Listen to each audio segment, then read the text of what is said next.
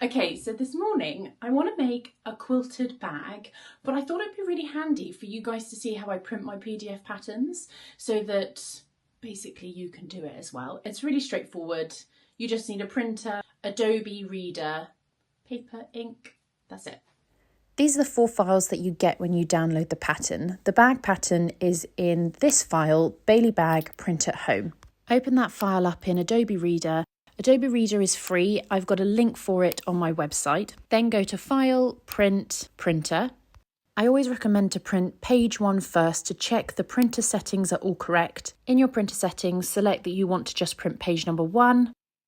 This bit's important. Make sure that no automatic page scaling is selected. It might also be a tick box that says fit to page. Make sure that is not selected and that the scale is set to 100. Otherwise, your page will become distorted and stretched when it's printed and the scale will be wrong. Now you're ready to print. So once you've printed page number 1, there's this test square in the top left-hand corner. Hold a ruler up against the test square and just make sure the measurements are right. And then you know that your printer, the scale is correct and you're good to go to print the rest of the pattern. Now you're ready to print the whole pattern. Go File, Page, Printer.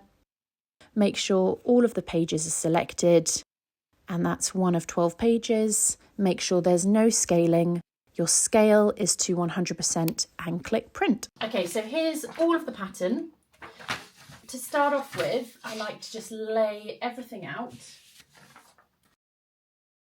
I use my little guillotine. This guy is really handy and I got it for like £2 from the charity shop.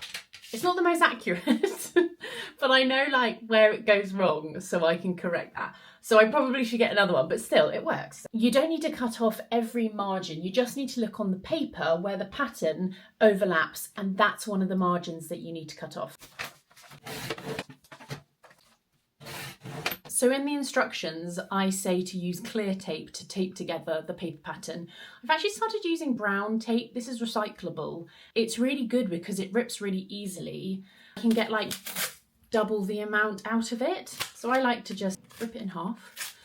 But clear tape will be good if you're starting out because then you can see every line. I know this pattern with like my eyes shut, so I know what I'm doing, but a little tip, if you also want to be a bit more eco-friendly, recyclable tape.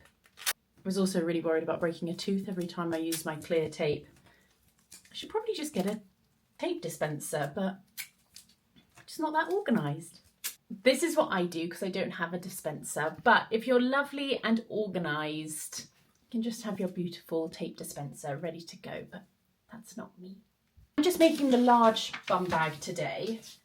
There are arrows on the paper, the grey arrows. You just need to line them up. Bit of tape. That's that. And then do the same for pages 2 to 3. And the pattern shows seam allowance, which has already been added. You don't need to add that. Now you're ready to cut out your pattern.